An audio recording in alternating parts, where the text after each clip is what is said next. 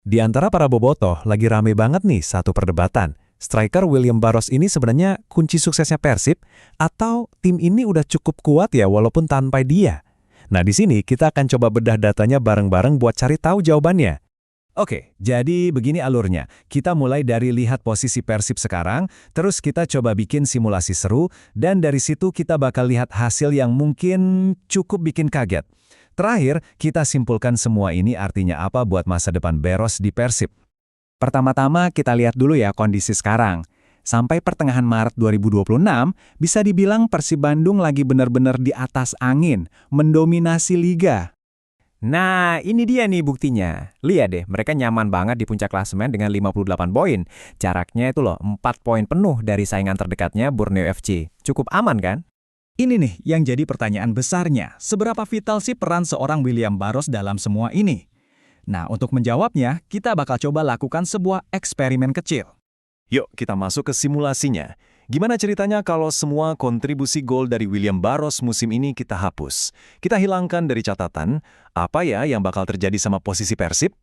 Pertama, kita hapus dulu 8 gol yang udah dia cetak. Terus kita hilangkan juga satu-satunya assist yang dia buat. Nah, ini bagian yang paling menarik. Setelah semua kontribusinya kita hapus dari total 25 pertandingan, ternyata yang berubah itu cuma hasil dari 2 pertandingan. Cuma 2.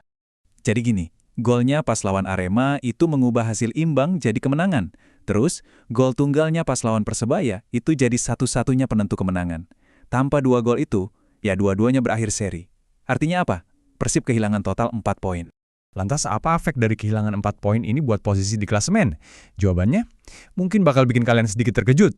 Total poin baru Persib jadi 54 poin aja, turun dari yang tadinya 58. Dan coba lihat ini. Tanpa gol-gol krusial Barros, poin Persib sekarang jadi sama persis sama Borneo FC. Sama-sama 54 poin. Keunggulan 4 poin yang tadinya kelihatan nyaman, lenyap seketika. Nah, kalau udah begini, muncul pertanyaan penting. Kalau poinnya sama, siapa dong yang berhak ada di puncak klasemen? Aturan di liga kita itu cukup jelas. Kalau poin sama, yang dihitung duluan itu bukan selisih gol, tapi rekor pertemuan langsung alias head-to-head antara kedua tim.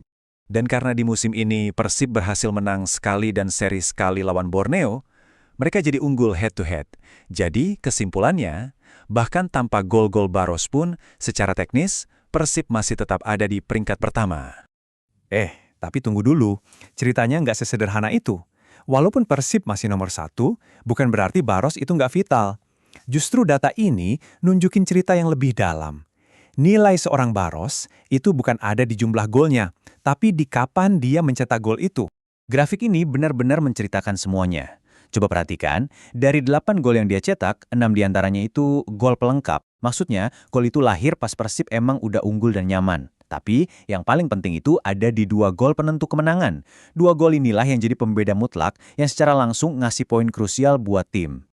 Nah, dari sini kita bisa melihat gambaran yang lebih utuh tentang nilai seorang Barros. Jadi poin utamanya tuh ini. Kontribusi Barros itu lebih ke soal kualitas bukan kuantitas. Dia ini tipe pemain yang muncul dengan gol penentu di saat-saat yang paling genting. Dia ini bisa kita sebut sebagai clutch player. Dia bukan tipe yang cuma nambah-nambahin statistik pas menang besar. Justru dia yang jadi pahlawan buat ngunci poin di laga-laga super ketat. 4 poin ekstra yang dia kasih, itulah yang jadi jarak aman Persib dari Borneo. Disitulah nilai dia yang sebenarnya. Oke, semua analisis ini membawa kita kembali ke pertanyaan awal. Kalau lihat semua data ini, kira-kira Persib harus nggak sih mempertahankan William Barros? Jawabannya, menurut data, jelas banget. Iya, dia ini ibaratnya polis asuransi buat Persib.